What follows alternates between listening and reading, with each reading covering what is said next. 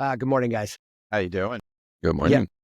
We're like already in it, and we do this all the time. We don't hit record. We broke early our own enough. rule, man. Yeah, we broke our own rule. But just to bring everybody else up to speed, we're talking about the masterclass with deadmau5, and it was just such a fascinating thing. And I love the tee up for today's conversation because he really did look at music visually, and it had nothing to do with musicality. Although he knew how that visual representation tied to the musicality, right?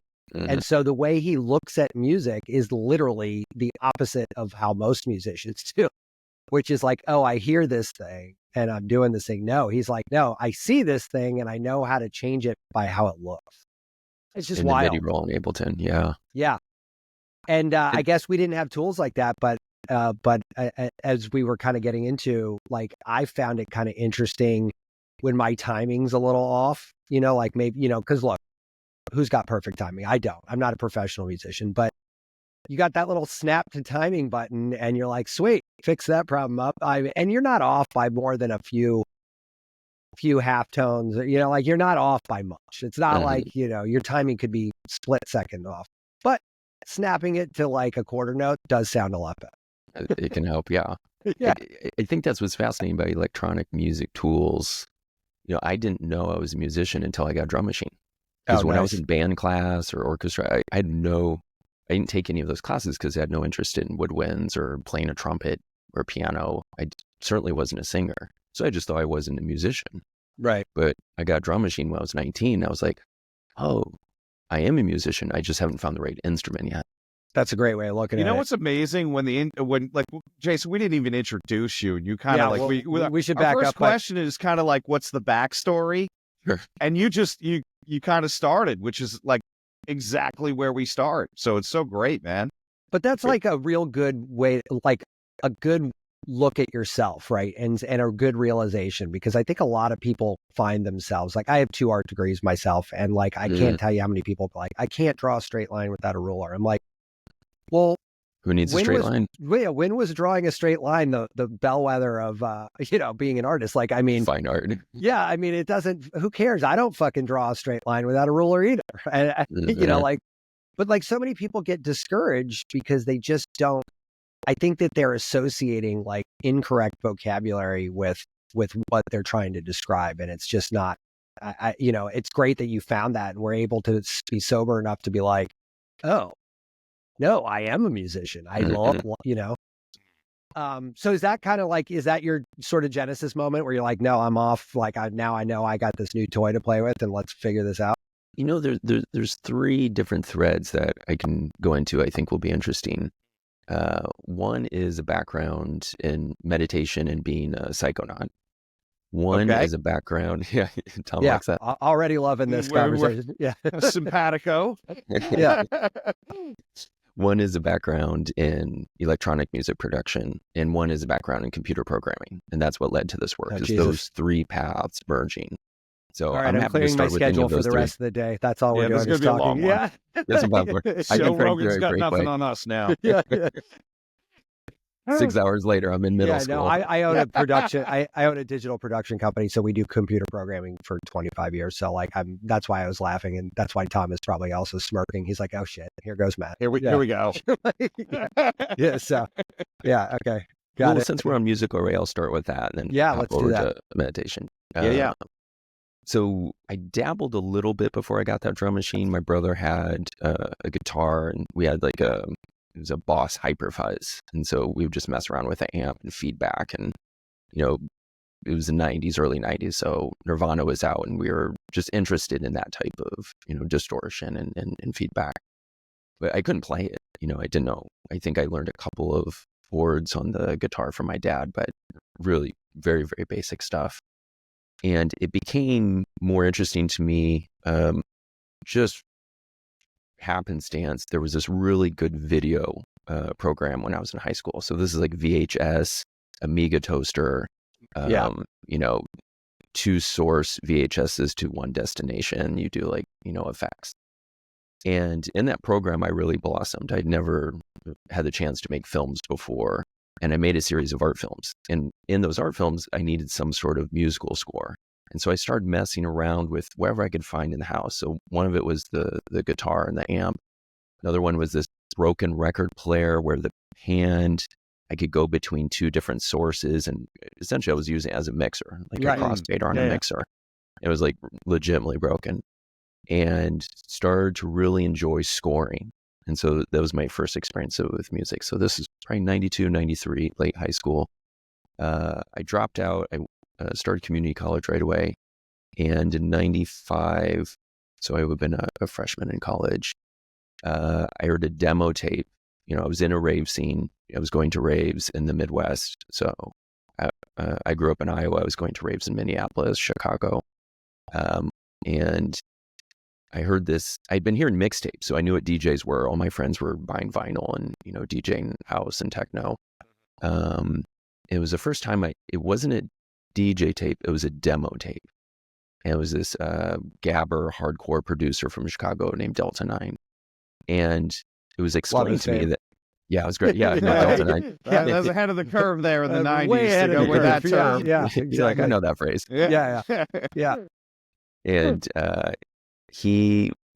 this tape was just song after song, so it wasn't mixed. And I asked about it, and it was explained to me, this is just some guy. It's not a record label. It's not a major studio in LA or New York.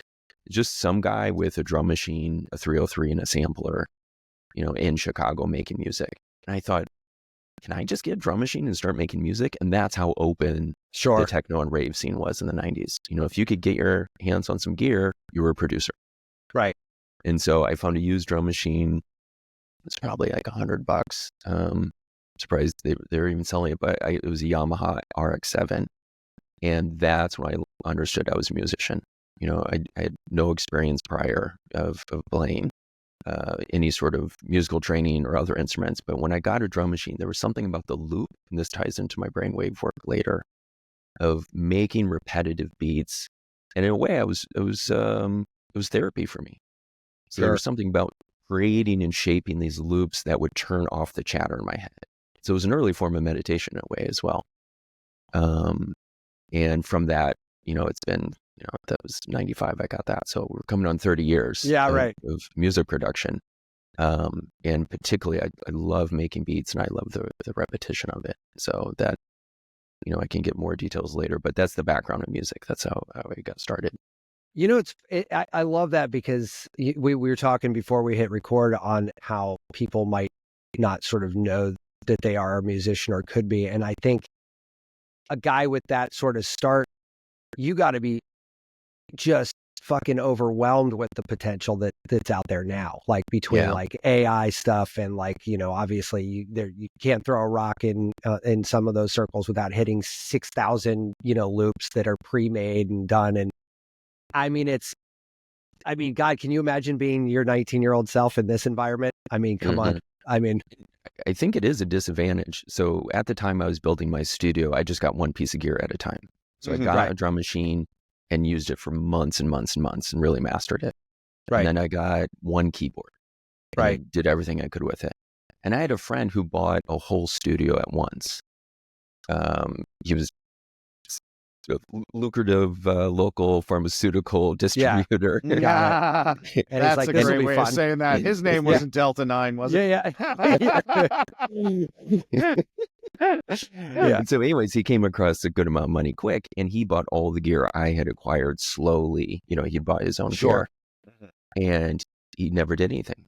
It was too many options at once. And so, if I get Ableton and it says, hey, download, 6 gig of samples, I don't do it. I would rather have 30 samples and push myself creatively with limitations. Well, that's what Deadmau5 was going on to in his master class. Yeah. He's like, Firestarter. We all know that song from, I think that was definitely the 90s too, right? Prodigy. Prodigy. Yep. Yeah, he goes, the loop was called something like Firestarter. Like they named the song the loop that they downloaded. It was basically it wasn't their loop. They didn't make it. And he was kind of smirking when he said it. He goes, "Yeah, I could download this, and I could even name a song after the exact name of the loop, but like I could also just spend a half hour like fucking around with patch cables on. He's got an analog synth as well. And it's like, and now no one's ever heard this sound before. This is truly unique. Yeah. And it didn't take me all that much longer to figure out. And then I could ideate a sort of a song or a mix out of this new sound I've made, rather than trying to shove a pre-recorded thing into a square hole, round hole, whatever, you know what I mean? Like, and such a cool way of thinking about it. I'm like, yeah, because that could be part of the creative process itself, is finding that sound. Creating and then once tools. You find it, wow, what do I do with this cool thing that I've discovered, right? Yeah, that's something I emphasize with my students. You know, one of the classes is create your own custom sound kit. So take a field recorder, take your phone, just, you know, hit your body, hit the mic, you know, traffic, you know, percussion, you know, go to a cafe, whatever it is, and pull sounds out from that. If you're making music with those sounds, no other producer has. Correct. Right. If you grab a sample pack, hundreds, thousands, tens of thousands of other producers are using those exact same sounds. So if you do want a unique sound, that said, you can also dive into a genre by using an established sound. So like the amen break is fundamental breakcore, and a lot of breaks, I'm sure you'd recognize it if you heard it. And a lot can be done if you give yourself the creative limitation of, I'm just going to use this break, I'm going to distort it, I'm going to warp it, I'm going to pitch it, I'm going to chop it up.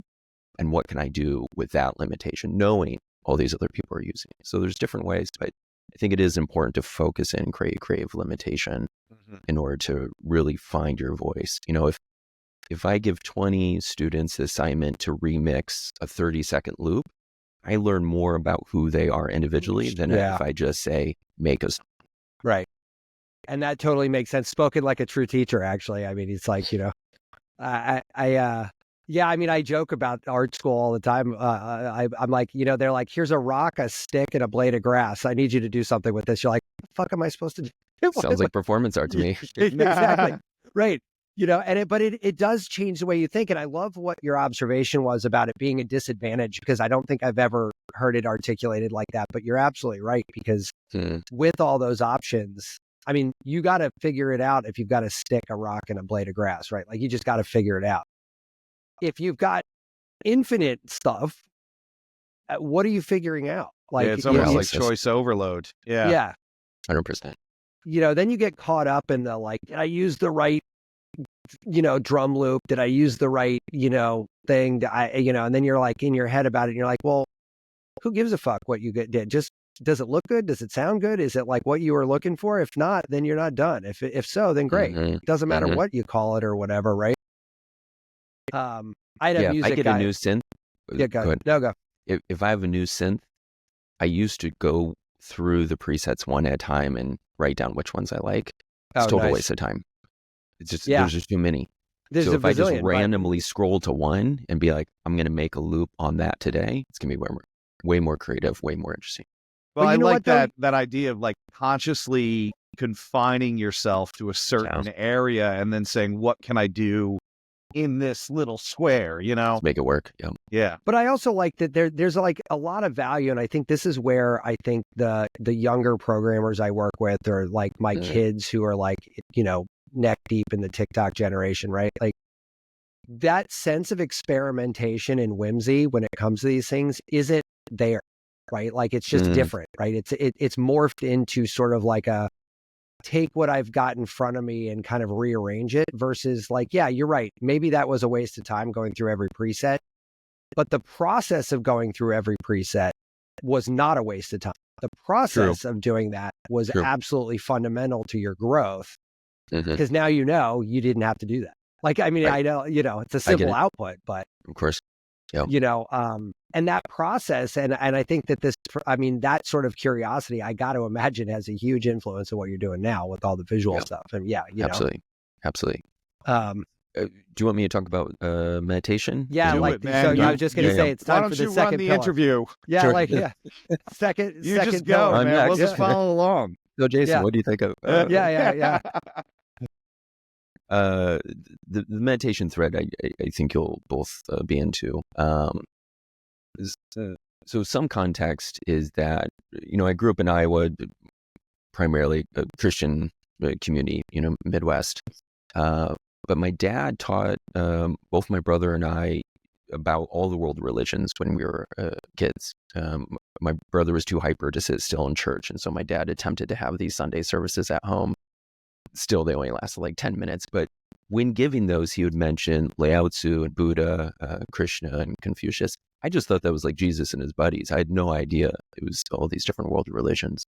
And so when I got into can we make a T-shirt about that? Jesus and his buddies. I almost commissioned my tattoo artist to do a rendition of what I called gods playing poker. So instead of dogs, so all the gods. That's cool. I might have to ping him for that. Yeah, that's hilarious. And so once I took there was a class I took in undergrad called Eastern Religions. I was like, why is so much of this familiar? So I was already primed to be open to these ideas. And my dad had taught me informally, a lot of different ideas with Taoism. So going with the flow of something, and that's something I still live by today. So if I find myself getting too willful and trying to force a solution, I don't do it. I'm like, all right, where's the flow? And that allows me to move very quickly, come up with new ideas quickly, let go of things that aren't working, and just keep moving forward and forward. And then the other thing in college was through the rave scene in the Midwest. Some people know about this, some people don't, but in rural Iowa, in Fairfield, Iowa, there's this international meditation university for transcendental meditation. Yeah, totally. So it's the Maharishi International University, MIU. Okay. And so the idea was that all these people from the coast, from California, New York, New England, could come to the Midwest and have a quiet life and get deeper into their meditation. And so you have all these different people over the years coming to this small town in Iowa. It's about an hour and a half from where I grew up. And, you can just look up who's in TM, and these people have spent time in Iowa at this university taking classes or workshops. But a lot of families moved there permanently and wanted to raise their kids in this transcendental meditation high school, and then some of them went on to college.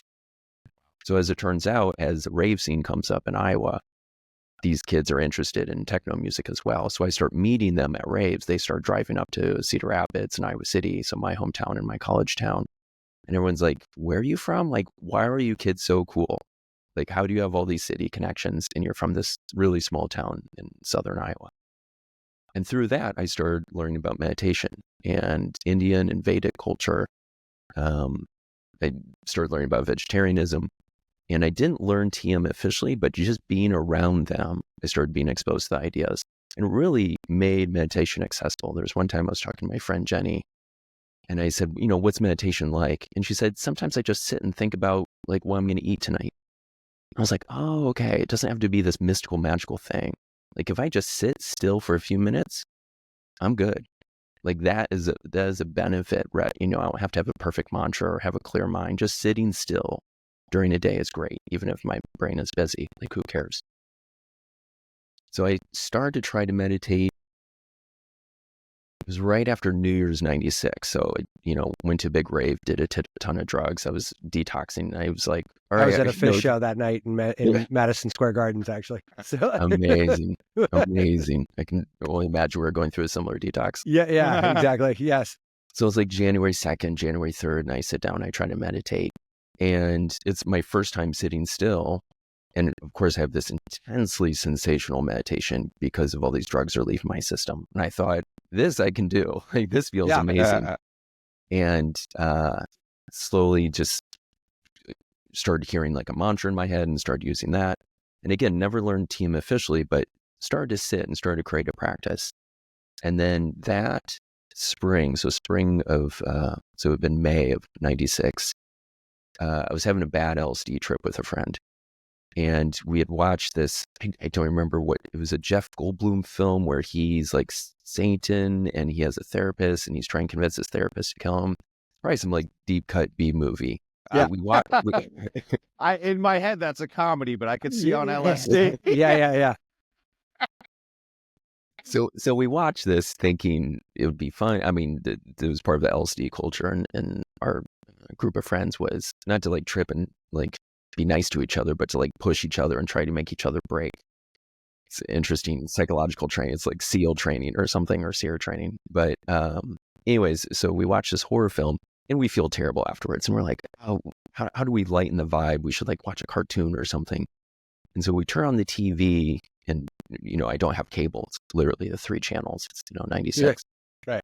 And we turn it to a channel and Jeff Goldblum's on one of the channels. And we are convinced that he has left the VHS tape and he's entered the TV. It makes absolute sense. I'm following you, man. We're with you. It's like, totally get that. We have to get the fuck out of here. Yeah. So we go outside and we're just despondent. We're just like bad trip, super low vibe. And at a certain point, I'm looking at my friend Rachel and I'm thinking, well, and I start to say to her, I was like, I know you're real and I know I'm real. Let's just focus on each other. And what happens, we slowly, through this oscillation of talking to each other and focusing on each other, we didn't need a cartoon. We didn't need something light. We just need something real.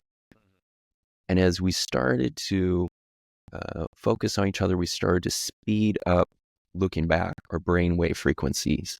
And we went from this really low, dark, scary vibe and just spiraled up, up, up, up in a total state of ecstasy.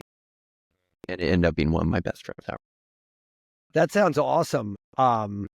Again, your sense of clarity and capacity to move with that clarity is impressive, because I know so many people that can't do that. Especially in your late teens, early 20s there, that's damn lucky. impressive for that age. Yeah. Yeah. I didn't have a guru. I didn't have training. It was an ayahuasca session. It was really like a dangerous form of like self-learning, but it worked. And, the sun rose that morning, she went to bed, and I knew exactly where to go in my mind to meditate. So I had learned from this LSD trip, and I sat down, and it's a specific meditation where I sort of focus on myself and I sort of focus on something in front of me. But more importantly, I focus on the space in between where the relationship lies. And I would do that, and I just rocketed out of my body into a state of transcendence. And when the drugs were off, the method kept working. And so that was my first meditation method. I would just use that over and over. And it was so rewarding. Sure. I started to get a daily practice, so 10, 20 minutes each day throughout college. I have to ask, not with the LSD this time? The daily is, you're not dropping tabs every day? No, the daily is, I was doing a lot of other stuff, but it was my respite. In many ways, it helped me eventually get sober, were these experiences with meditation. There was a few times later where I would trip alone and work on music and art and meditate. But having that knowledge and then peaking, it felt a little dangerous. It was like too far, too fast. I see. And so it was a bit safer for me to trip with other people, or focusing on music was fine. And what was interesting about music and LSD was that when I worked on music and LSD, I made music that was about 2 to 3 years into my future in terms of my clarity and my skill set. And then the drugs would wear off and I'd come back to my normal music making ability. But it gave me this clarity to move a little bit into the future. Now, if I smoked pot and made music, I'd listen the next day and I'd be like, oh, this is like 2 to 3 years back. Right. It would just be sluggish and like bad composition. And in the moment, I was like, I think I've got something here. And I'll listen the next day. I'm a fucking genius. Total dud the next day. Yeah. Yeah. But so it's funny. I had a coach a couple years ago that we had a recurring conversation about sort of the differences between LSD and cannabis, and and his observations were pretty much spot on with what you're saying. And I got to say, I'm a little torn about it, because I think there's days where I'm totally on that team where I'm like, fuck, this is like definitely regressive. It's definitely, reductive. It's not, it's not really exciting or energetically new. But then there's other times where I'm like, somebody told me once about jazz musicians. They're like, jazz musicians know all the notes on a trumpet, guitar, piano, whatever they're playing. Smoking a lot of weed just helps them sort through the noise and just play the notes that they know they want to play. They just need to clear out the clutter. And sometimes I do think that when I get high, it's doing that. Like it's not necessarily making my ideas better, and in some cases might be a stagnation of a previous idea. But at least it's getting me out of my own way so that I could experience or interact with that idea at that moment in time, which I do think opens up other connective tissue to other things that might actually be sort of that spark of genius, if you will, or whatever the next thing is.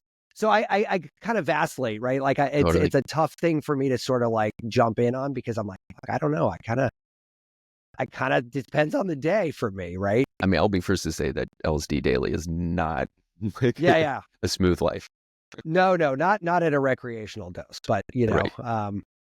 and this is actually what I love about where we're at in evolution is now we know that you don't have to dump a whole can of gasoline on a fire. You could just put a drop and it still is impactful, but you don't have to like dive all the way into the rabbit hole, right? Like, Right.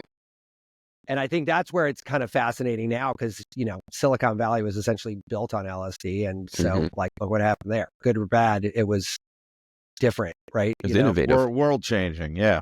Yeah, it was world changing one way or the other, right? I mean, so I agree. So your meditation's on an upward spiral, it seems. You kind of clarifying there. There was a third pillar there. And just to finish that thought, so first trip was 94, last trip was 98. And so you were in a pretty tight window. Yeah. And one of the things that I thought was fascinating was, you'll probably relate, but a lot of times a trip, particular longer form trip like LSD, would have a lesson. Like, what's the lesson of, I'd get some 100%. sort of insight about my life or learn about some sort of dynamic of reality or physics. Often that same truth wouldn't apply the next weekend or two weekends later. That was the frustrating, is that the truth kept changing, because I would think, I found the truth, and then my life would change or the world would change, and that truth wouldn't persist. So I kept learning new things and understanding I was here to learn new things. By the end, I would say the last 6 months, and I had trouble with all sorts of other drugs and had friends that overdosed, and there was a lot of motivations to hit the brakes. But the last 6 months of I started tripping again, and the lesson each time was, stop coming here. There's nothing more to learn here. Right. And the first time I got that message, I thought, I just want to make sure. So I kept trying. Yeah. Fair enough. Yeah. Well, hold on. Maybe 3 times. Exactly. Third So I time's a charm. kept trying, and then had a full on ego death in May of 98. And that was the last one. That was enough. You feel like you're still, how do we say this, assimilating that into who you are? Or do you feel like you've done that and you're... There's a lot of assimilation, but also, like with an ego death and tripping that hard, there was a brief out of body experience. I swear I was like downloading information about like how to make UFOs. And it was just really a cosmic download, which there's no way I could have retained and processed. It was like a fire hose of information going through my consciousness. So what I will say, which is persists through the work today, is how profound, it's a balance. So how profound transcendent experiences can shape someone for the rest of their life.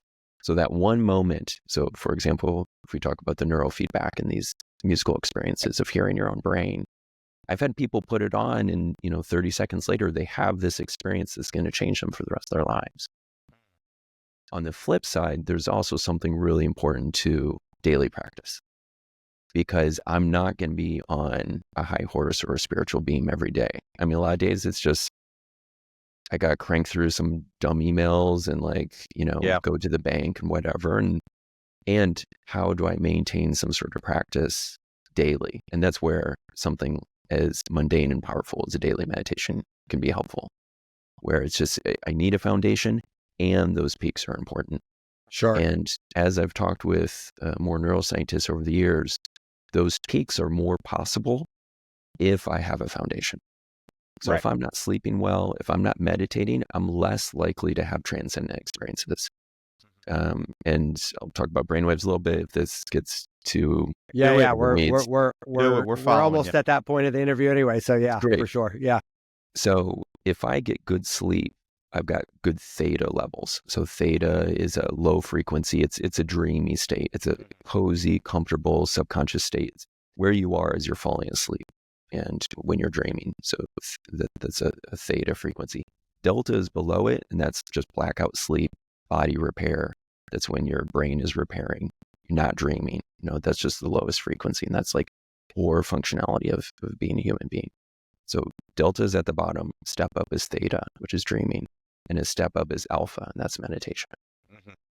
And so if I'm meditating daily, I've got a good, my gas tank of alpha and theta is full. And if I've got a good amount of alpha and theta, when they ride up and down, just imagine them as these like big ocean waves.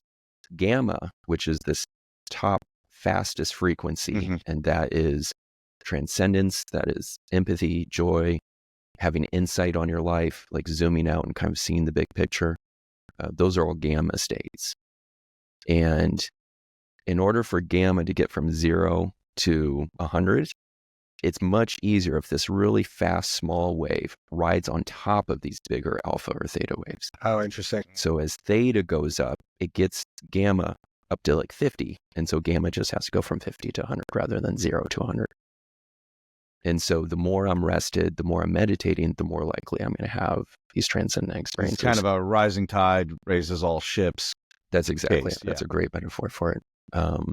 And something like hallucinogens, what it does is that chemically it pushes up those amplitudes in gamma. So you don't have to have that rest.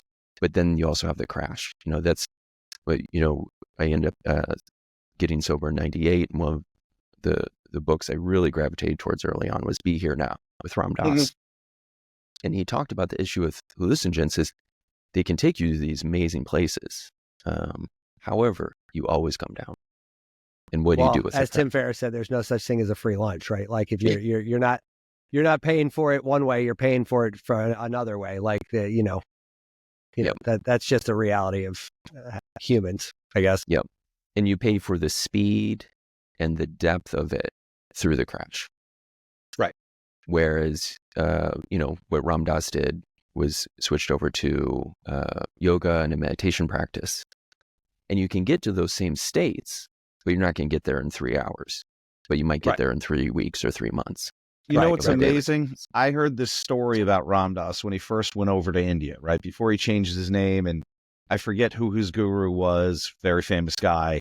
But, the guru said, Yeah. Said, do you have any drugs on you? And he goes, yeah. He pulls out this whole little pocket of LSD and his little tin. And he goes, give it to me. He threw the whole thing in his mouth and then walked away. And Ram Dass is going, oh my God, this is going to blast this guy off the planet. And he goes, nothing happened.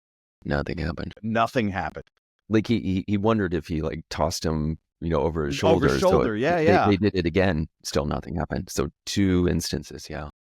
So why is that? Just because he had such command over his state, it didn't maybe his gamma brainwaves were flying high that whole time. Gamma was so high. I mean, what do you think? What do you think causes that? Because I mean, that's ego death for most people, right there. Absolutely. My guess would be, so one of the things that LSD does is opens the filter.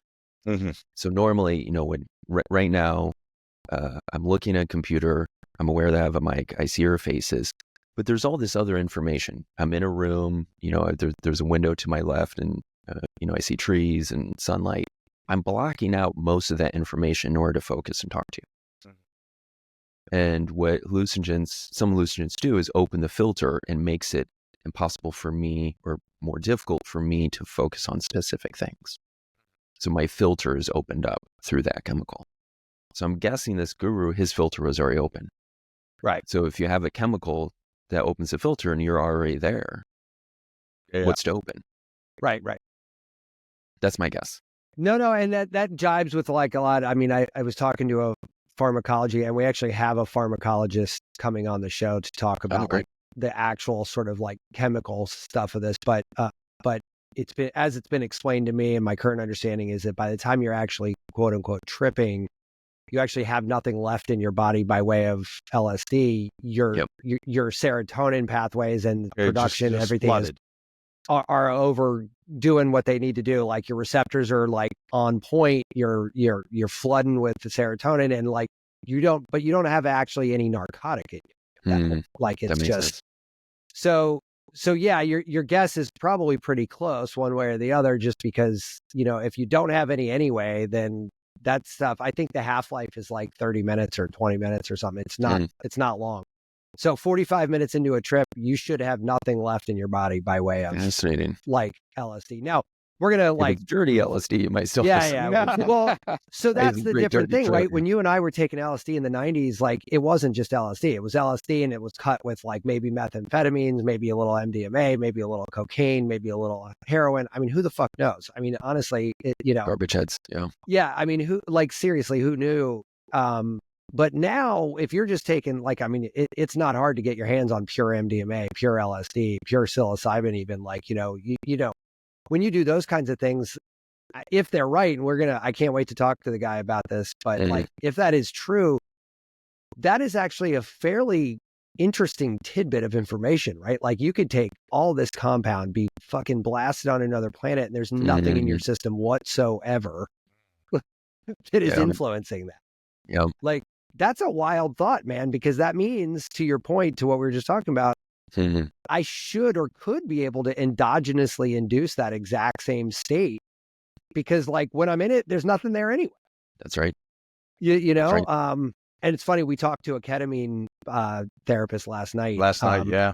Like literally you just last night. And one of the things, she was saying too, is like, just like knowing about these things and knowing how to get a glimpse into your inner workings and get rid of that sort of block of it is also part of the work, right? So like, yeah, you might not have tripped since 1998, but like you already did the work. You put it in, you've seen the other light. You can't go backwards. You can't unring the bell. Like there's no way of backtracking. So like, and like you said, the message for you was, you're done here, dude. Don't come back. No need, right? But once those neural pathways were cut, I know they're possible. Yeah. And that's where I think the real lesson is, right? Like, I mean, yeah. So and I was lucky enough that when I did get sober, I started to have equally transcendent experiences like throughout the next few decades and realized, oh, wait, this wasn't just the chemical. This is an inherent part of being a human being. Well, yeah, we talked last night about a shamanic breathing thing that Tom and I did. And I was tripping balls. It's intense. Except I was not, I mean, it was just me sitting there. And I mean, I was tripping balls. Like I was out on a fucking other planet, man. I mean, it was crazy. We should probably do that again and just throw the muse on and just like open up the Mind app and just see what that looks like. Yeah. Yeah, it was intense, man. I mean, it was definitely the most intense trip I didn't have. Yeah, absolutely. And that's something I've been looking at with my work is the term I was thinking of a few years ago to describe it is electro-psychedelic. So instead of using a chemical as a psychedelic, using an electronic system to create feedback loops. That's amazing. To reveal the mind, which is the term psychedelia, to reveal the mind. So Matt's heard me talk about this a bunch and I still haven't pulled the trigger on it. Partially because there's very few things Matt has ever said, hey, wait a minute, man. And he goes, did you see that disclaimer page? But originally this was called, it was dubbed by the media, the God helmet. And it is electromagnetic fields that they put over your brain. So somebody that was a student of Dr. Persinger that now is studying with him named Todd Murphy up in Canada has created what he calls the Shiva system. And the ability to induce these altered states of consciousness is kind of crazy. And this is an electromagnetic field. So it's very interesting that you're kind of coming at this from a slightly different angle, but you know, these kind of converging thoughts is super cool to me. And I've always chalked it up to like too much LSD in my system from 100 years ago, but like I'm an audiophile, like hardcore, like I've got really high-end studio monitors as my computer speakers. And when I throw on like SoundCloud into like a trance or a electronica channel and I just hit go and hear what people are coming up with, it's super cool. But there are definite times where the visceral nature of those speakers hits me at the right frequency and I am like in another world. Like, and it's like, then the only thing I want to do is like pump up the volume a little bit, as they say, and it just gets it more, you know, like I can intensify that sort of experience. And then this happened to cut like earlier this week. I just found myself for about 15, 20 minutes just stopping work. I just stared blankly at a computer screen while I just let the music sort of guide me. And it was sort of like I wish now that Tom said that, I'm like, fuck, I'll throw on the muse next time I do that and see what's going on there. But it was enough to stop me in my tracks. Like I was like, nope, this is what I need to do right now. And It was every bit of a psychedelic experience. Some of the research I'm doing right now is looking at how different cultures use sound to induce meditative or transcendent states. Like how do we get to go up or go down? And both of the things that you mentioned, Tom, the electromagnetic fields and the mat with music, you could categorize those as entrainment. So it's a signal from the outside world being pumped into the brain to try to get it to a certain frequency or a certain state. Interesting. Yeah, that's the same theory with binaural beats and exactly. Yeah. And so, we're working on a binaural beat guy coming on too, because I want to talk to somebody who just focuses on that as well. It's great. Pretty fascinating. So there's this whole field of entrainment of how can we tailor the signal, and musicians have done this since before we even had language. Like, how do we create music to create a certain vibe, to impact, the listeners. So even listening to music is brainwave entrainment. But to break down the elements, that's what I've been doing the past few years is, what does a repetitive beat do? What does a syncopated beat do? How do you induce novelty or, spike something in a beta range where you're more engaged? How do you take someone who's aggravated and slow them down into a peaceful state? That's something I used to do routinely. I'd listen to this, it was a Mark Farina mix, probably listened to it hundreds of times on cassette. It was called Mushroom Jazz. And I would listen to that when I was too high. And what I was doing was I was using repetitive beats at a slow tempo to get me to wind down, into a peaceful state when I was too, activated or nervous. And so with entrainment, that's part of my work, which is the neurofeedback loop.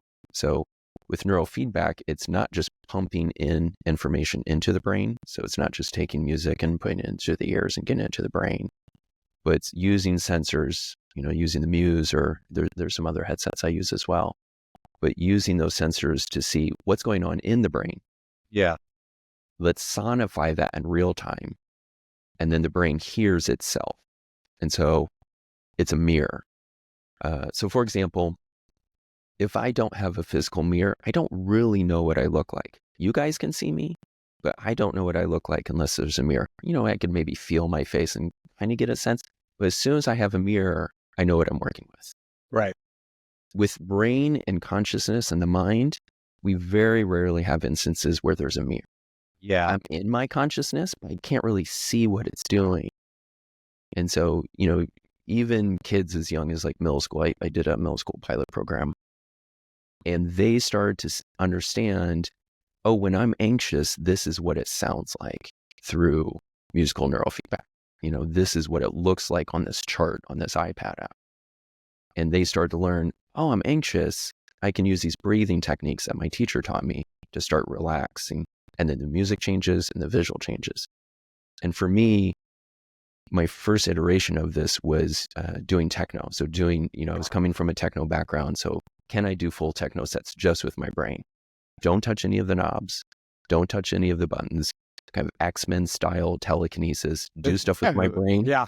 Full Professor X. Yeah. Like Cerebra style. Yeah. Can I control the machine in front of me just through a Bluetooth connection between my brain? Wait, Jason, can I ask, what was the spark? What was that initial thought? Like, was it just like, hey, this would be cool? Or, where did that come from? Sure. So 2014, from like 2009 to 2014, I started to explore other ways to make music besides Ableton or drum machine. I'd been producing for a couple of decades at that point. Yeah. And I tried to experiment as much as possible with sound design and with genre. And I wanted to start looking at, is there a different way to compose rather than just using my hands and, turning knobs and hitting buttons on these music machines that I used. So my first exploration was, I built a generative music app And over time, it would shape itself to me and the way that I made music. And I realized I had kind of fallen backwards into making a music AI system. This was, That's 10 years ago now. And so I used that for a while. Essentially, it was like a robot bandmate. It would generate all the sheet music. I chose the synthesizers and turned the knobs. And what I started to experience was that when you're in the studio and you're making a song and you have that just wonderful moment of creation where you're like, I've got something here. This is beautiful. Normally, when that happens, I'm in the studio, maybe I'm working with someone else and we share that moment together. But by the time I record it and it comes out in a label, or I put it on vinyl or CD and then later, MP3 or on a flash drive, and I perform it for an audience, that moment is 6 months ago, a year ago, that moment of creation. And what I was able to do with this music AI was move that moment of creation and revelation to the moment that I'm performing. So I'm in a performance, I'm performing to a crowd, and the app is generating notes that sound like me. It's like a different version of me. It's almost like the LSD trip. It's like me 6 months from now or a year from now. And I turn over and I look at the app and I think, that's amazing. I've never heard this before. The audience has never heard this before. And we're all experiencing that moment of creation together. And so that was really the takeaway from this music AI. Unfortunately, this AI, it made this album, end up calling it How to Play Dead. That the AI was called Refractions, and it made this album called How to Play Dead. It was so beautiful. I'm gonna brag about it because I didn't make it. The AI did. So my Frankenstein made this album that was so nostalgic and so beautiful and so human. It got onto a record label that I had been trying to get on for 15 years. Oh my God. Yeah, it was this avant-garde, really cool label called Ant Zen in Germany. And I'd been sending demos and wanting, I was like, if I get on this label, my career is made. So the AI gets on it. And I thought, I was butthurt. I was envious. And I thought, I'm not going to work with AI anymore. So I stopped working with AI. How crazy is that? Your baby. Yes. Yeah. My Frankenstein beat me. Yeah. Yeah. My Frankenstein beat me. Now, And can we find that on Spotify, by the way? Can we find that out? Yeah. A weird yeah. technical question. Like, do you still get sort of credited with that because it was your creation? Like, I mean, is it your name you on built the thing that built the thing. My name is on it, yeah. Yeah. I was going to say, I did not write that sheet music. And that's an interesting credit thing, that's coming up more now with AI systems. Like, if I do the text prompt, do I get credit for the music? It's so we've had big discussions about that. This even is with not our a new question, though, man. Like, you probably don't know it, but you might. In the 90s, there was a guy, John Maeda, who was talking about digital art creation, right? And back in the 90s, we didn't have AI yet, but I got into this when I was using Macromedia Flash at the time before it was even Adobe huge Flash. At 12 years. Yeah, so I used to teach Flash to ad agencies on how to use it, right? And it was like this weird gig that it was part of a job that I had back 100 years ago. But it was really fascinating to me that a variable could have variables, right? And I don't want to go down too far down the rabbit hole, but you very clearly get into a situation where you're like, all right, let's think 9-dimensionally about this. If I have a baby who has autonomy to create 2 new babies within a certain parameter, left and right, we'll call it, and then those babies have different autonomy to do different respawns, right? It doesn't take too long to create some really fucking cool shit. I mean, there's some really trippy shit that we made like back in the day. And I was like, well, I don't know. Am I like the artist doing this or not? Because I'm not really. I mean, in some cases, I wrote 1 line of code and then just sat back and watched what happened, right? Like, because I knew how to pull those levers to do it like that. And then Maeda had this book called Maeda on Maeda, and the thing was like fucking like 4 inches thick. It was a crazy hardcover, big ass book.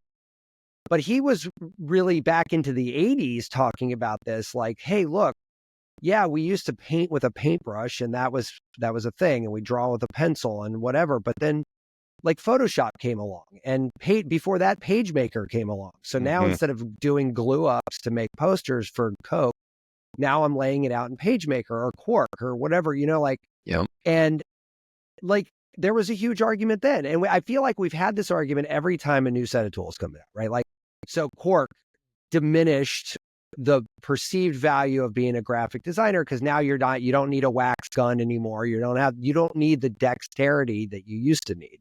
Mm-hmm. But you can still make beautiful posters. And in many other ways, the posters were even more beautiful because the production value went up because like you weren't bound by the laws of copy, cut and paste, literally. Yeah. And so like, okay, well, that doesn't make you not a graphic designer, in my view. It just makes you a denizen of the avant-garde, if you will. You know, like you are just embracing the tools that you have. I mean, pre-photography, I mean, did painters have this problem when photography came out in the 1800s? Were they like, fuck this thing? No, this is exactly what this looks like. Yeah, right? Like, yeah. And so, like, I don't think, and I talked to a patent attorney the other day, which was 6 months ago now, but she said, you know, if you designed a water bottle and you used AI to design the straw, that you can't patent this bottle. And I was like, well, that's the dumbest fucking thing I've ever heard. That's weird. And because the USPTO doesn't have, and I think this is changing rapidly, but at the time, it didn't have articulation around that. It was almost like they thought it was cheating because it wasn't doing it by hand. Therefore, you can't patent it. But the guy that won the photo competition, the first global, I think it was sponsored by Sony, he won with an AI thing. And he said he did 800 prompts to get to that picture. So my first reaction is like, well, then he won. Period. Right? Yeah, like, he did and they're work. like, yeah, clearly. Because like that's his paintbrush. His paintbrush was exploring the medium, and the medium in this case is text prompt. That doesn't diminish the artistic value. It certainly doesn't diminish the metacognitive component, as it were, like the thinking about how you think about this thing, right? Like that actually shows a very sophisticated, very developed metacognitive pathway on that person. And I think that doubles down his winning that competition. He relinquished the prize and called it out as like basically the artwork itself was you guys choosing me to win and me telling you to fuck off. Like, right? Like that was the art week. It wasn't about the picture. But it opened up this like conversation. How did this guy win? And they were all horrified. I'm like, no, you knew that. If you didn't know that was going to happen, then you weren't paying attention or you didn't understand this. You know? And so, yeah, I think it's awesome that you got on this label. That makes all the sense in the world to me. And I'm actually a little bummed for you that you didn't triple down on that. You're like, oh, I'm going fucking whole hog, you know? You know? I'm releasing I see where you're going, 7 albums tomorrow. Yeah. I see where you're going, and I think there's an admirable piece of that. But at the same time, like, it's like, hey, maybe you just found your canvas, dude. You know what I mean? So, yeah, I want to get back to where we're doing concerts with full groups of people here. Yeah, and so the next step, and I relate to everything you said. My graphic design background, it was 98, and they were still teaching by hand. And there was just a night class called Computer Graphic Design where we're learning PageMaker. And then I moved to San Francisco and everyone's using Quark, and I'm like, what's Quark? Yeah. So that whole, and then I got into Flash, and that's essentially how I learned computer programming, was through Director and Flash, those types of artist-friendly interfaces, which slowly introduced me to programming. Even though lingo's not an actual language, just like just to be. Actually, I have a deep love for lingo. That was one of my first. I do too. I wish that somebody else would have adopted it, but technically, in technically strict terms, it's not a programming language. It was the person who created it is he's an instructor at the grad program that I went to at NYU. Oh, that's awesome. His name's John Henry. Yeah, it's I took to that like a fish to water, dude. Yeah, totally. I love it. The first book I took a 2-week summer class that I thought was a throwaway class on Director, and I literally abandoned my entire major 24 hours after I started taking that class. I was like, nope. Yep, it's all digital from here on. Yeah, nope. I ate the blue pill or whatever it was. Like I'm like, I'm out. I'm done. I'm like, this is it. I ate both pills. I ate both pills. And I took yours too and his. I punched the old lady in the face and took hers. I'm taking everybody's. Yeah, no, 100%. No. But the other thing you bring up, which is an important construct, is this idea of if I make something that makes its own things. So I call those generative containers. Mm-hmm. So I create the parameters, I shape the room, but I don't directly control of what unfolds inside of those walls. And so the first instance with that was with this app, creating these generative algorithms and this AI and this learning model, which then would make music. But I'm not writing the notes. I just write the rules in which the notes get created. I create the container, and then something else is poured into that container and becomes the creation. So the next step with that was working with dancers. So I wanted to work with people again. And I'd met a dancer from Berlin who was interested in using motion sensors to create music through her motion. Oh, that's fascinating. So she had worked with motion sensors before where she controlled the lights, but she was still dancing to music. And her desire was, I want to be the composer. I want my motion to create the music. And as we were talking about this app that I made, the app, I was already dynamically assembling music in real time based on an algorithm. And so it wasn't a far jump to then dynamically assemble music based on motion, motion data from a motion sensor. So we dove into that, tried a bunch of different motion sensors. And again, it was a generative container. I created the walls around it. I worked with her to develop a sound kit. There were sounds that she liked, and it would feel good for her that when she moved her body, it would produce these sounds. So each dancer is different. And so the actual performance is all improv, because the system is built that whatever movement she does, it's going to look cool and it's going to sound cool. So that's the work we do ahead of time. But the actual performance is just whatever life is telling her that's where that Taoism thing comes back in. It's like, what does that moment of performance tell her to do? So it's not this thing of, I've got this performance and it's going to be 10 minutes long and I've got these steps I'm going to do and these different moves and I'm going to do it no matter what. So that's a more traditional way of performing. Practice, rehearsal, perfection. This system is, what am I feeling from the audience in this moment? So it's a difference between improv or something like jazz or, a long improv solo at a Fish concert, or someone moving into this improv space. What is this moment telling me what to do? And again, it's wanting to get to that moment of creation. This was a lesson I learned continually from both hallucinogens and meditation. The answer isn't what I was practicing yesterday or last week. It's, I'm in this performance right now, and what is the universe telling me to do? What is this vibe or this connection I'm feeling with the audience or the people around me or my bandmates? What is supposed to come out of me? And so that's what was happening with the dancers. And so I create the system, I'm on the sidelines, and they're performing it. And I see what happens is that they feel like they have a superpower. They move and music comes out of the speakers. They are able to control vibration in the air through their movement. And what this started creating was my first experience of witnessing a biofeedback loop. That must be fucking awesome, by the way. Yeah, that must be crazy. Superpowered. Yeah, fuck. So, that sounds and amazing. you have that video up on your website, right? Yep. Yeah. Absolutely. Yeah. No, the number of performances.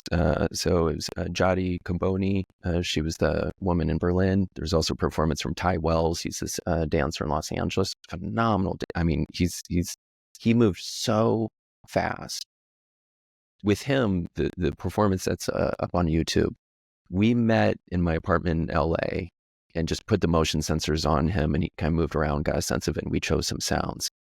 The next performance, we went to the gallery that we were going to be performing in, and we went the day before, so it was quiet. I usually get footage not at the performance because there's a bunch of people around and it's noisy, but it's from the rehearsal. Just his second time using it, he did this incredibly articulate, beautiful performance. And what I was learning was that this biofeedback loop, if I move and I hear a sound and I do a different type of movement and I hear a different type of sound, it's so much fun that the wiring that happens, very similar to taking a drug, the neural pathways get created so quickly because it's so much fun and it's so empowering. So if you do this, and the speed in which a dancer learns to use that system is incredible. It's so fast.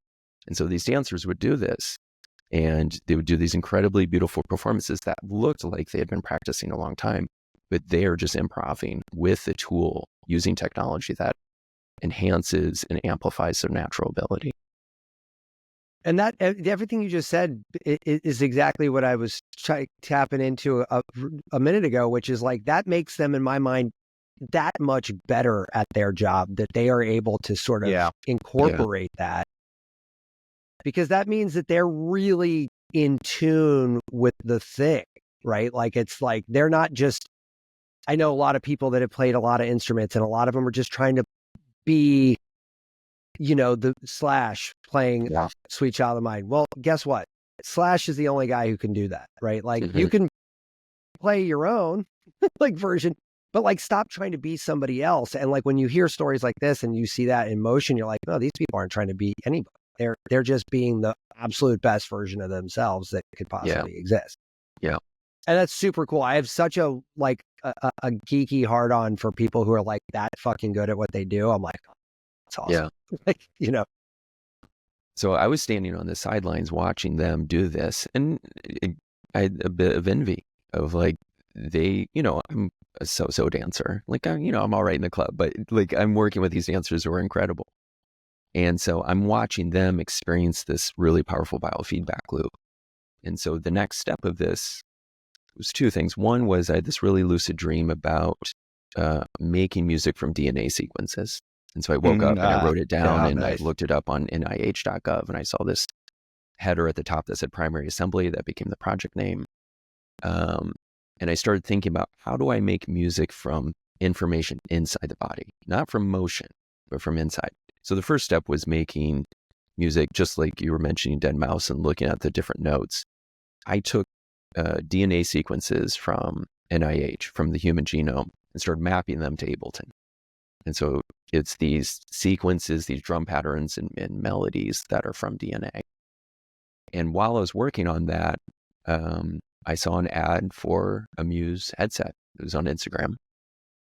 And I saw it and I was like, is that Bluetooth? Yes. Is this something I can get access to? Yes. Is it something that's affordable? Yes. I ordered one. I got it. 36 hours later, I changed my motion sensor code to accept data from the headset. And I put on the headset, I put the app on my desk and I plugged it into my modular synth. And, if I could drop or amplify a certain brainwave in my head, it was going to do a MIDI note on and a MIDI note off on this synthesizer in front of me. So I'm not touching it. So I'm standing across the room and I'm looking at this synth. So I put on this headset and focus in and, hit start and listening to my brain, ... And then beep. And I played a note on a synthesizer with my, so it was that first eureka moment of, this is telekinesis. This is me doing telepathy with a robot. You get into this transhumanist theme of, I am integrating with a machine, just like the dancers are with these motion sensors and whatever's producing the music, Ableton or Octatrack. I'm integrating my biology with a machine in this transhumanist form where I'm enhancing my abilities as a human to be able to create as an artist through a machine, through technology. So I'm not using technology to doom scroll and check out and numb out. I'm using technology to become a mirror to my humanity. So I fall in love with being human again. So I feel this sense of awe and amazement of, oh my God, I've got this brain, I've got this body, I can create. I'm so grateful to be here. And so this initial aha experience led to doing techno sets. I did a tour. And at first I was just interested in, can I do full techno sets with my brain, not touching it, like kind of a telekinetic techno. And what I didn't expect was the power of these biofeedback experiences, or if you're using brainwaves, it's neurofeedback. And even at my second show, so it's the second show ever, I'm sitting on stage, I'm meditating, I'm making beats, I'm shaping them. And as I get deeper and deeper in meditation, the techno song gets dubbier and deeper, and it starts to feel dreamier. And haptics is a part of it. So Matt, when you mentioned listening to music and turning it up part of the reason we turn up music is we want to feel the bass hitting our body. Because when bass waves hit our body, it pushes all the water molecules in it at a rhythm. And that's what inspires us to move, is these particles and these molecules are being pushed by these bass waves. And that's why bass feels good, particularly rhythmic bass. So I'm doing this techno set. My brain is hearing itself shape the techno in real time. And I just go down, down, down into this deep meditation. And I start to dream. I'm on stage and I've gotten so relaxed, I start to dream. And I didn't know at the time, but I'd entered a theta state, like a deep theta state. Like almost that monk level state. Yep. And this is in the course of a 15, 20-minute techno set in front of a crowd. I'm the technologist. I have to make sure everything's working. It's a high stress environment. People are watching me. Yeah. And I'm able to get to a theta state that quickly through a neurofeedback loop. And so I open my eyes eventually, and I open my eyes and I see people, and I'm like, oh shit, I'm at a show. I'm like, fuck, I'm actually. Does the music just dive off? Yeah, it lost its bass. Yeah. And so, I get together and wrap up the set, and, have to get ready for a Q&A. And, but it really impressed upon me. I'd never been that relaxed at a show before, ever. Wow. So I'd gone deeper. And so what the music allowed me to do was ladder down. And so normally with meditation, I can go one step down the ladder. But if I go down one step down the ladder and then the music goes down one step, I can then go 2 steps down. And then the music goes 2 steps down. And then I can go 3, 4. So I can get deeper and deeper if I'm being led by the music that my brain is controlling. And that's, as you said before, almost showing yourself the mirror, right? Exactly. Yeah. It's And then that's probably the flashlight foundation for the electro psychedelic thing too, because you're like, well, fuck, revealing.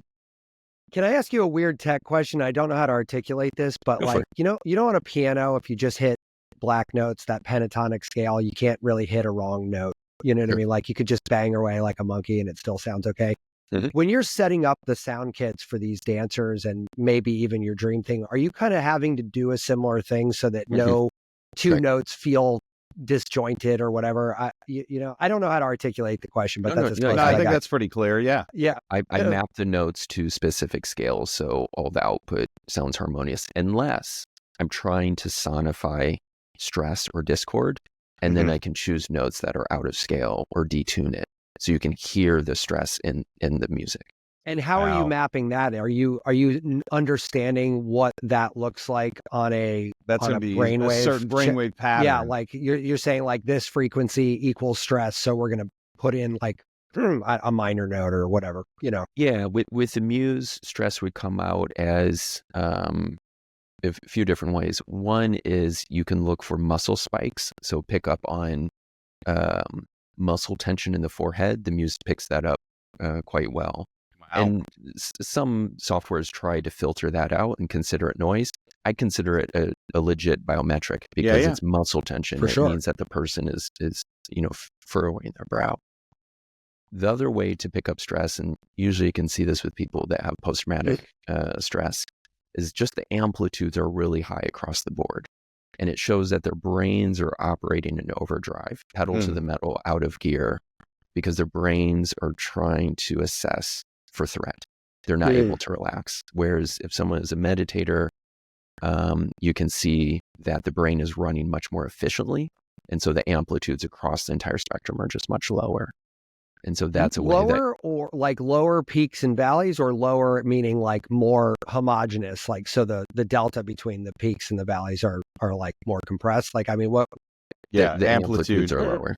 Yeah, the overall output, because the overall output. Okay. Yeah, it's showing that the whole system is operating more efficiently, using less energy. Yeah. Okay. Gotcha. Jason, I want to ask, is there any way we can play with this software that you made? Like, where do I? I want to hear what my brain sounds like.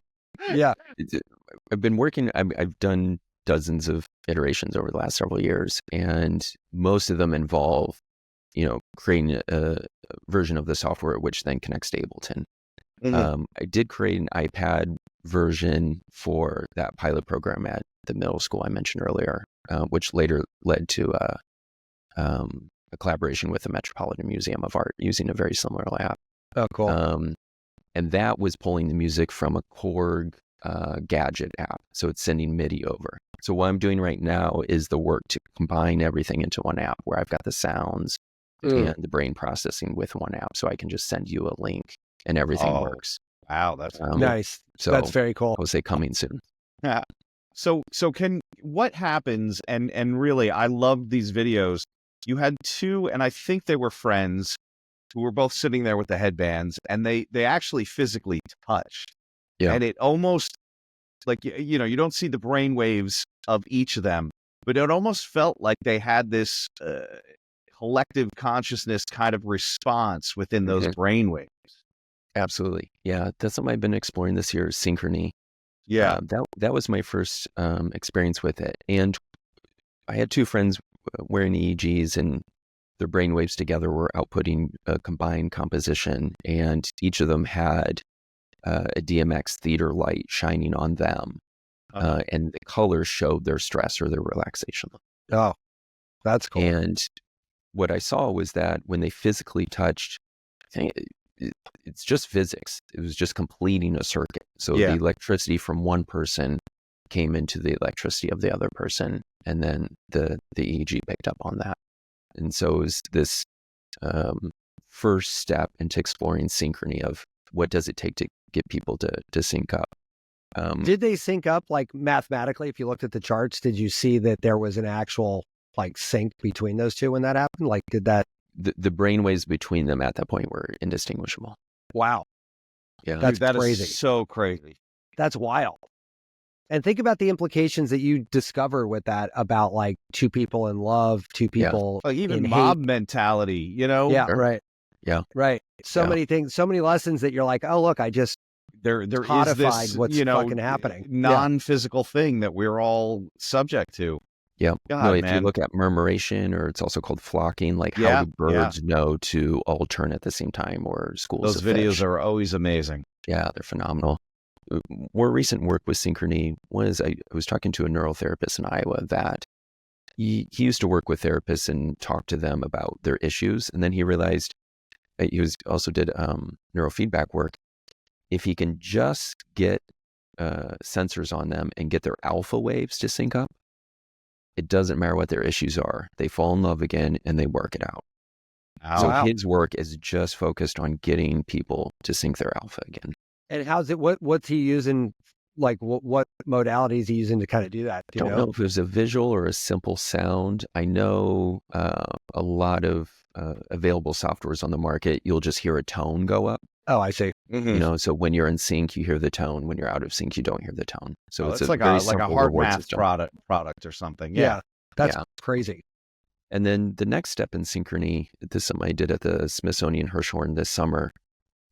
It started in Iowa, which is my home state, as a Iowa Arts Council project. Did the research and development, did a performance, and then took it to DC. And I was using, in the final iteration, I was using 6 Muse headsets. And one of the issues I had with the one that you mentioned, where the two people touched, is that they didn't know what musical notes came from their brain. And that was a challenge.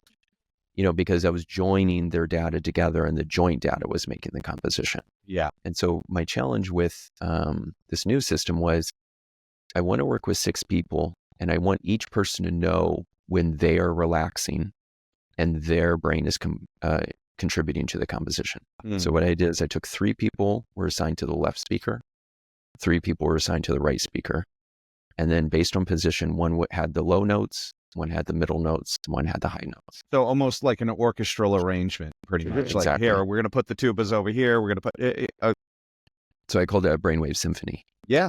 And so what I was able to hear was so I was not wearing a headset in these performances, which was a bit of a relief because I can just be the technologist. I can just make sure everything's working. Sure. Because it's hard to make sure everything's working and meditate, which is what I usually Yeah, I don't know how the do. fuck you pull that off, man. Like, I mean, yeah. It's not easy. Yeah. I listen to the music, and that's something I tell people, and you know, like the biofeedback sound baths is, if you get lost and if you get stressed out, just listen to the music. The music will take care of you. which we've all experienced like during trips Sure. and big sound Yeah. systems. It's Yeah, like, yeah. I'm freaking out. It's like, just go listen to the Well, music. even Ariel said that. Like she said, even if your meditation sucks, just listen to the sounds that you're hearing, and Yeah. Right. sure enough, it'll It gets you guide you there. back to where you're supposed to be. Yeah. Yeah. And one of the most profound muse stories I have is with my daughter, who was like 7 at the time, how do you describe meditation to a 7-year-old? Like, you just can't. But birds, she understood. So I put it on speakerphone. I put a blindfold on her, and I was like, the only thing I knew how to say was listen to your breath, breathe in through your nose, and just like your reverse straw, just listen to the whoosh. Damn it, if she didn't get a bird chirp after like 20 seconds, and then as soon as it chirped, I was like, see that thing? Do that again. Whatever you did in your brain, go to the same place you were just at, and that a kid understands. That's right. Like that a child absolutely can sound. Now, she hadn't played with the Muse in a long time. I finally got a new headband because mine was broken. Mhm. Fuck if she didn't put that thing on, and Right 30 away. seconds later, birds everywhere. I'm like, damn it. Yep. Like, but it's because she knows how to do it. Yeah, Yeah. but like I even purchased the Mind Lift package, right? And I was going to use it clinically. And while I was letting the kids kick the tires, you don't know how frustrating it was that I've been using Muse for like years. Yeah. And the kids get on Mind Lift and they're like, all right, make the monkey climb the vine. Yeah. And right up. And I was like, I sat there for 20 minutes. He went up 3 steps. Yeah. There's something to that. I mean, consistently at these performances or workshops that I'll do, kids just don't have a judgment of what their brains are doing. You give it to an adult and they're like, oh, what's my brain going to sound like? It's going to sound like death metal or like a Merzbow Japanese noise set or whatever, kids put it on. They're just curious. Yeah. So they don't have that layer of, I'm not an artist. My brain is messed up. I'm not this, I'm not that.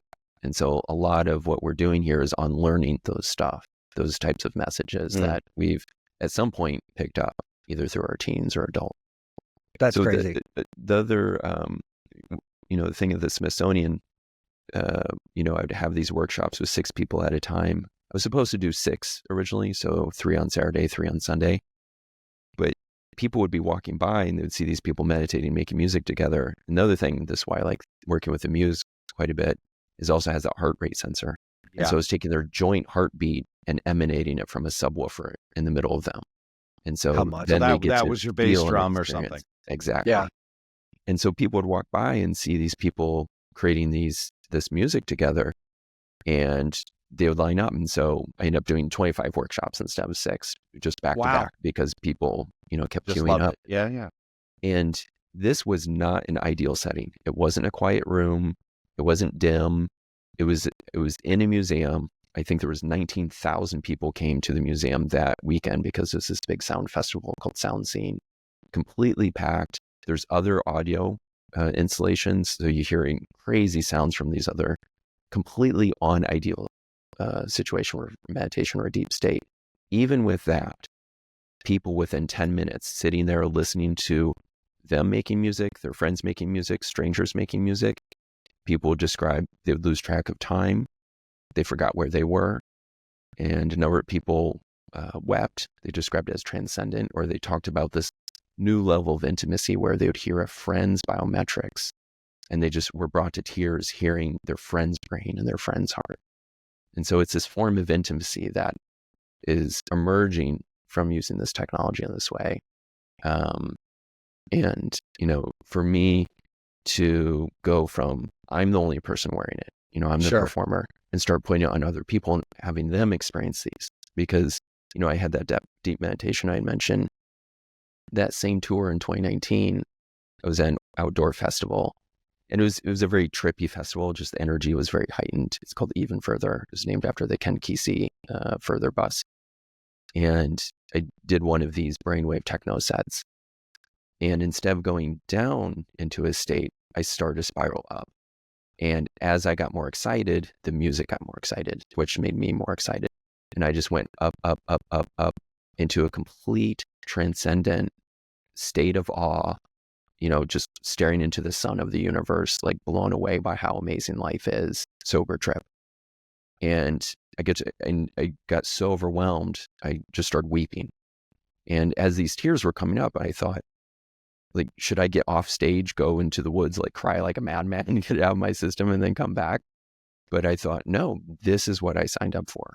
Like, I'm doing this to be more vulnerable in front of people, because for years I performed with drum machines and synthesizers. And as long as you turn the knobs and hit the buttons at the right time, people don't know if I'm bored or if I'm scared or if I'm tired or if I'm Checking happy. your email. Yeah, Yeah, you're like, playing solitaire. Yeah, exactly. Yeah. But with this system, they know exactly what I'm feeling because it's coming out in music. It's such a raw and vulnerable Crazy. statement, man. I fucking love that. Let me Yeah. ask you something with the heart rate thing. Yeah. Did you tell people that was driven by the heart rate? Did you Yes, tell they them knew. okay, so It's- because yeah. I would have been curious to see, even if you didn't know, do people's heart rates start to align? Yeah, just with would that with come to like intuition, a right? coherence as well? Yeah. They do. No, something that came out of my grad work at NYU was this biofeedback sound bath format. So I was doing techno shows. And one of the things with techno shows and this type of performance is that if I'm sitting on stage, I'm having an amazing experience. What am I expecting of the audience? I'm expecting them to watch me have an amazing experience. So I was challenged by my thesis advisor to consider, is there a way to change the format to invite those people in? And so I started doing these sound baths, borrowing on this metaphor of sound bath, that people are lying down. It's okay to close your eyes. You don't have to be standing watching. You don't have to be an audience member like that. You can relax and be part of the experience. So even though in most of the sound baths, other people aren't wearing the headset, what I found is, because I'm amplifying my biometrics, so everyone hears my heartbeat, and then these drones and this very specific sound design that I created to help people get down into a theta state, that deep monk, creative subconscious state, their brains and their hearts sync with mine, because my biometrics are being amplified through a sound system. And just like murmuration or flocking, it's like, who's the lead bird? Who's the lead fish? Who are we queuing off of? And yeah, who are we going to sync up with? And so people would share with me afterwards that they would try to do these techniques to get their heart to do something different, to speed up or slow down. But no matter what, it just kept syncing up with mine over and over and over. And you'll see these people, I've got footage of all the sound baths. Some people try to like stay seated and meditate and make it through the entire sound bath. If you kind of scrub through and, fast forward, you see a couple of people sitting. Most people start lying down, and then just one by one, they just drop like flies. It's just like, They just break. 20 minutes, That's 30 awesome. minutes. And so they all end up syncing up. And I am too. I'm starting to like curl over and crumple up because, I'm getting more and more relaxed and I want to lie down because I start seated.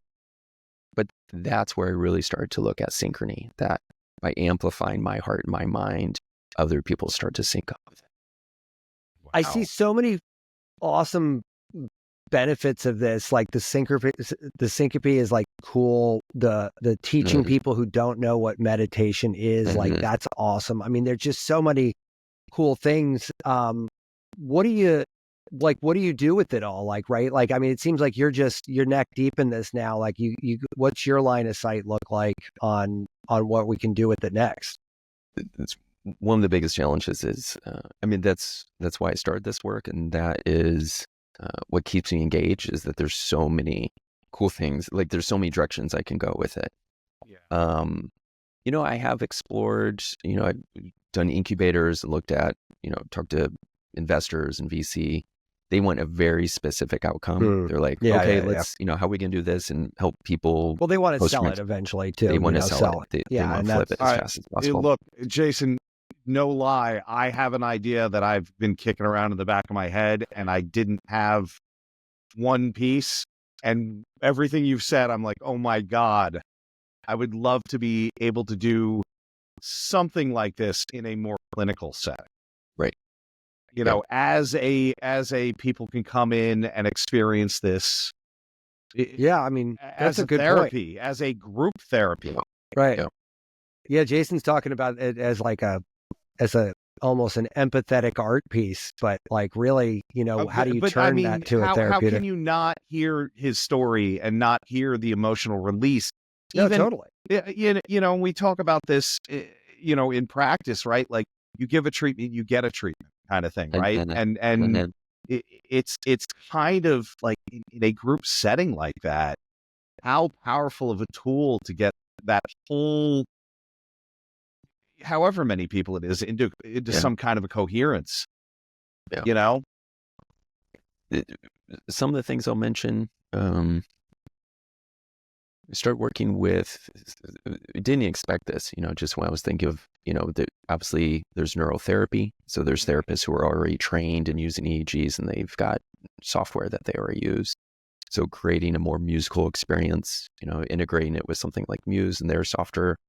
Can you get your hands on any of that stuff, or is it just too pricey to get your hands on it? Because it'd be dangerous in your hands, man. That'd be cool to see what you could do with it. Clinical EEGs?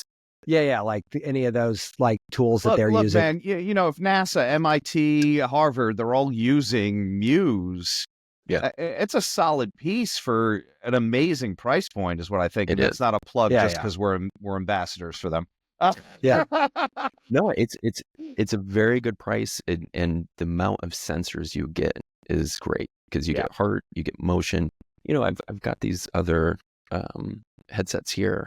I've got the Neurasi, I've got the Enophones. Like they all have their affordances, they all have their pros and cons.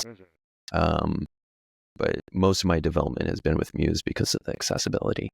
And they've been at least from what I can see, they've been so open with everything and so willing. And even Ariel was like, when we spoke to her, she's like, you got an idea, just let us know. Yeah. She's like, just send an email to the regular email and put a note that says for Ariel, and like, that's it. And I'm like, it can't be that simple. I mentioned like, hey, so I set somebody up for acupuncture. I'd just like to see what the brainwaves are doing, because we have some studies that are showing that you're supposed to drop into a meditative state within 10 minutes of acupuncture. I agree. Let's see what that looks like. Acupuncture yesterday, it definitely dropped. Yeah, man. I hope to meet with her next week in New York. So I listened to your show, and it reminded me that I exchanged emails with her back in like Is July. there a show or something, a conference or something you're going to? Or I'm not sure why she's in town, but I'm finishing my semester, and then there will be the group shows and the winter show for the ITP program. So there's, I think it would be a great opportunity because I've been integrating the Muse into the curriculum as much as possible. So I help students use Muses with a JavaScript framework I made, so they can make their own music or make their own. That show open to public? It is. Why did we just sell 57 Muse headbands in New York City to the same address? What happened? I got an idea why she wants to meet up. You're great for business. That's cool. What happened there? Yeah. But I love that you need somebody that open to do what you're doing, man, because honestly, there's so many people, and I don't want to throw them under the bus, but I kind of have to. But we were trying to do a project with Aura Ring, and they started out super open, and it was like literally I emailed the CEO on LinkedIn, and he got back to me right away. But the second I think they realized that it wasn't like I wasn't there to buy 4,000 Aura Rings, like the conversation went ghosted, right? See you later, and I'm like, look, we weren't going to be your retirement plan for sure. I never warranted that. We weren't going to get you to your Series B funding. I get it. But like, look at the other side of that. Look what Ariel does, and look at people like you who came out of that cauldron. That's right. Versus these other guys, like who basically Heisman'd you, and you're like, all right, well, I guess I don't have access to that. So, but and it just, Muse is basically turning everybody into fanboys because they're just, God, like every time I send out an email and they're like, hey, we work with this now, I'm buying that. Like I didn't even ask. I'm on Alpha Beats now. Why? Because you guys make a great product, and anything you support, I want to support. But there was a brief period where they pulled their SDK. So it was at the beginning of the pandemic. I'm guessing they learned from that because a lot of developers were like, I was working on these great projects. And, I don't have access to the SDK. It was when the 2 was coming out. For me, it was helpful because when I lost access to, I was moving from the Muse 1 to the Muse 2. I wanted to use the 2 because if I could use heart rate, I could get the tempo of techno sets to my live heart rate. And so what I did was I hacked into it. So because the SDK wasn't there, I learned how to hack into it as a generic Bluetooth device. And I learned how to do the EEG processing. So the fast Fourier transforms, slicing up the different brainwave frequency bands, and then getting those values. And the more I learned about the intricate process rather than the software doing it and doing it myself in my own code, I was able to learn better musification methods. Right. Sure. How could you not? Right. And that's what we were talking about at the top of the show, right? Like there's no sort of visibility to do that level of experimentation anymore because you don't have to. There's a library, there's a download, there's a sample set, there's a whatever. Like I don't have to think anymore. I just, and like you have an infinitely, I would imagine, better understanding than what's going on. And granted, you're looking at it through a different lens, but you probably in some respects know that better than the engineers do, right? Because you just have this like, you had to dive in. And again, they're looking at it through a completely different lens. Yeah, it's almost like a gift that they took away the SDK. Because now you learned how to, I don't need that anymore. I can get it. And they did bring it back. So yeah, of course. Yeah. But like, that's such a huge creative, like reality going into this post AI world that we're moving into right now, right? Like transparency with these technologies, like, you couldn't do what you're doing without that machine and access to that machine. You could probably have found other ways to do it, but like this certainly made that easier. Yep. And the less friction you have, almost the easier you can just iterate and create, right? And so if Muse headsets were $5,000, I wouldn't have gotten started. Correct. Yeah. If they were $2,000, I mean, there's no way I would do group synchrony because I have to buy a headset. Yeah, you're in 12K to get a group of 6. Yeah. And but conversely, if they were $20, but there was no SDK, you'd also be fucked, right? Like, you could biohack this thing or, techno hack it and maybe get there. But if it hadn't have been for the SDK, you wouldn't have even maybe known that was a possibility, right? Exactly. You only did that because you're like, well, if they took away my toy, I got to rebuild the toy, right? Like, dude, it's awesome. Honestly, man, I wish we had 7 hours. We didn't even normally. I'd like give Matt like a tap and like, hey, dude. Yeah. They stopped listening after an hour, and I was like, no, this is too good. This is too good. But I love what you're doing, man. I mean, as an art guy myself, I get very inspired by stories like yours just because it's super cool that you're doing that work. And as a digital guy too, like, from Meta all the way to you now, like I'm going to use you in the same conversation as I did Meta and do. Fantastic. Because like this is sort of the state of the union with respect to like art and how do we interpret it. And there's no more line between biology and technology, right? Like, and it still exists because, we all grew up in the 80s, right? We're all the same age on this call anyway, right? Yep. And like, we have that sort of before and after reflection. My kids don't have that. Like, there's no difference. Like, the iPhone's not novel to them. It's just, that's all it ever was. Students who they'd be Gen Z and they really envy the 90s because there's a period of time where they see that other people grew up without every step being monitored and every moment of their life being digitized. And so there's this enviable freedom we had growing up in the 80s and 90s.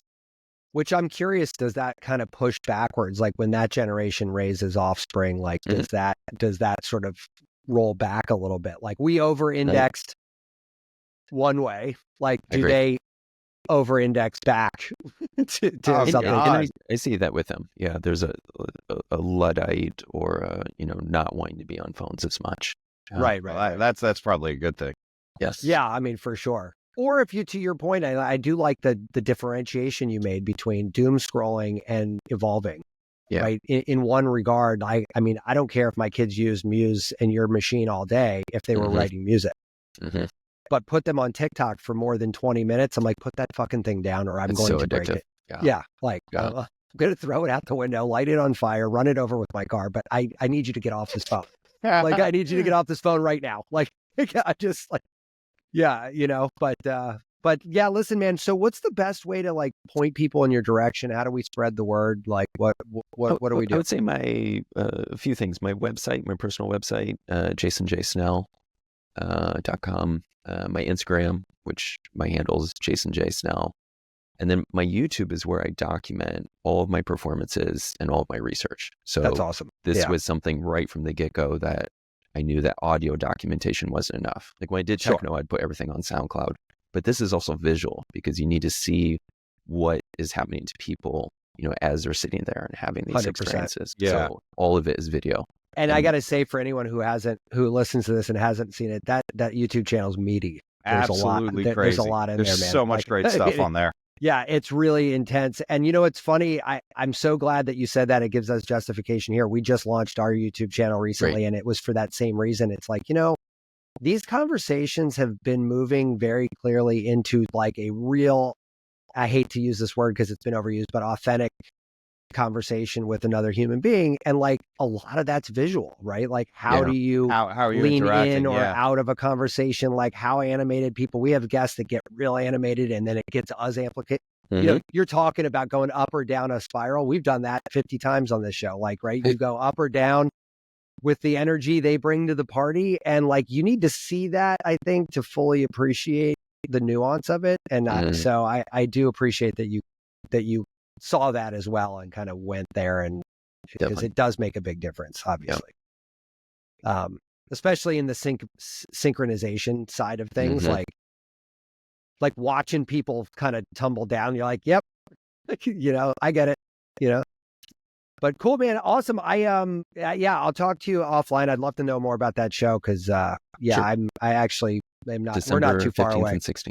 Oh, great. Oh, that's coming up. Yeah, that is coming up. I'm gonna see if Ariel's gonna go, so maybe we could all meet there.